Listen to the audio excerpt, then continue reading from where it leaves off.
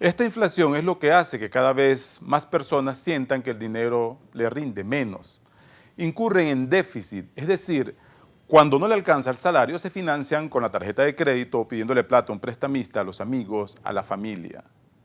Algo parecido le ocurre al Estado venezolano y en general a muchos países, pero en el caso de Venezuela es particularmente complicado.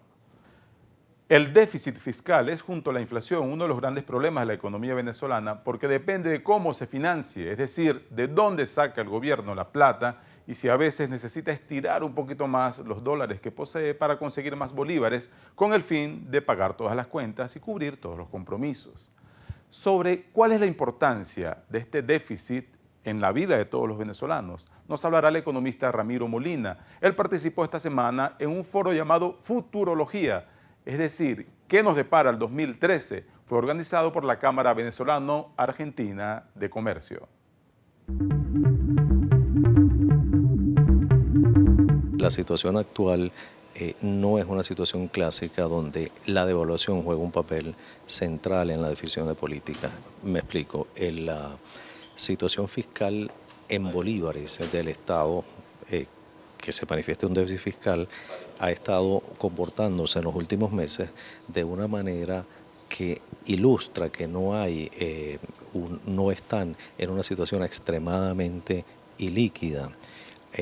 Hay fondos suficientes en bolívares, tanto en la Tesorería Nacional, en el Banco Central, como en reservas excedentarias del sistema financiero público, en el Banco Central, como de empresas del Estado en la banca pública, que le dan un margen de libertad muy grande al Estado. Entonces, la devaluación ciertamente es aconsejable, hecha selectivamente para lograr corregir algunos problemas cambiarios que tienen que ver con las distorsiones que se generan por un dólar muy barato que hace que las importaciones sean muy baratas y nuestra demanda de importaciones siga subiendo. Pero es un problema distinto a pensar que tienen que devaluar por resolver un problema fiscal.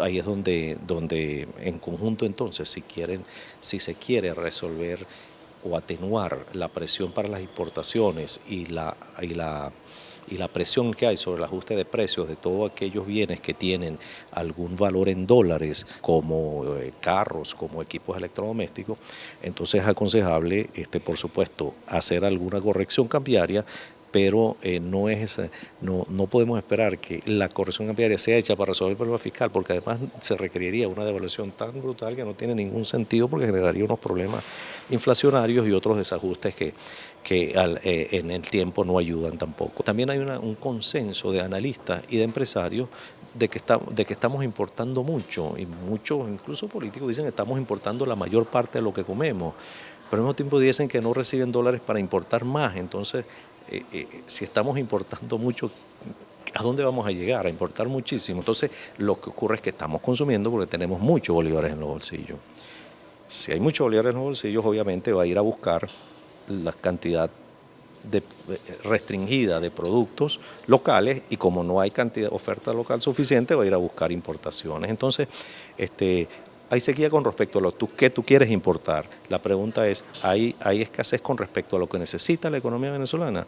Es una pregunta diferente. La sequía, repito, es relativo, es con respecto a la cantidad de bolívares que quisieran convertirse a dólares y no con respecto a la cantidad de importaciones que deberíamos estar manejando.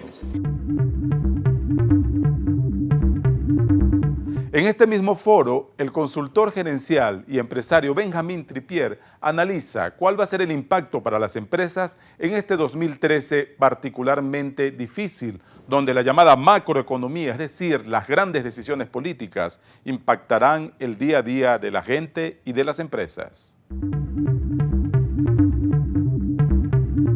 ¿Cuáles son las principales estrategias que deben seguir los empresarios para lograr establecerse, básicamente incrementar la producción y posteriormente poder aspirar a exportar al Mercosur?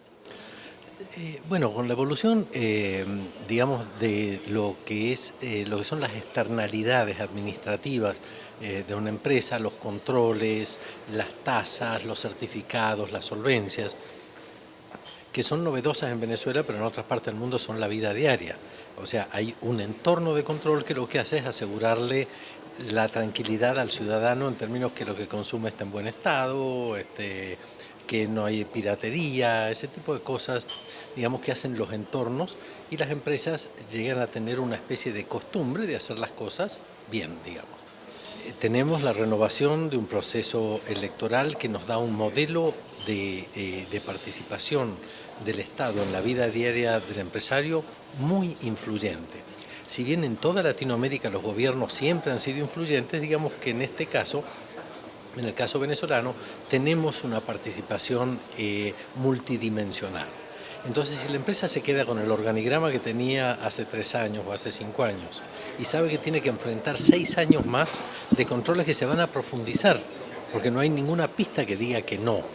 Es cierto que están mejorando algunas cosas que ya se hacen por internet, que se hacen automáticas, que el tema de la gestoría va bajando, que el tema del papel como algo físico también se va transformando.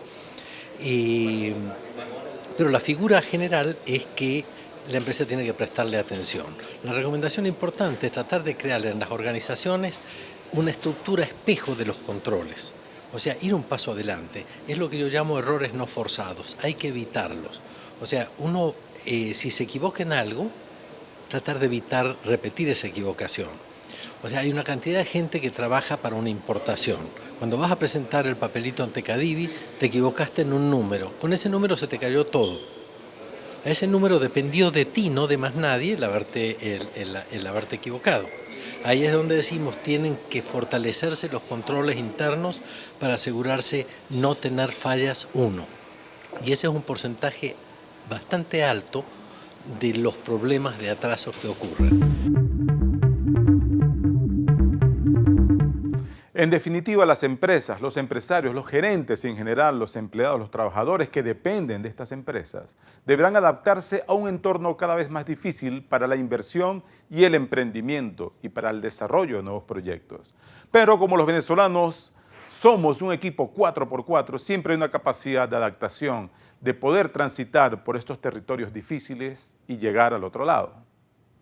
Ahora vamos a una pausa y en breve volvemos con más de El Mundo, Economía y Negocios por Globovisión.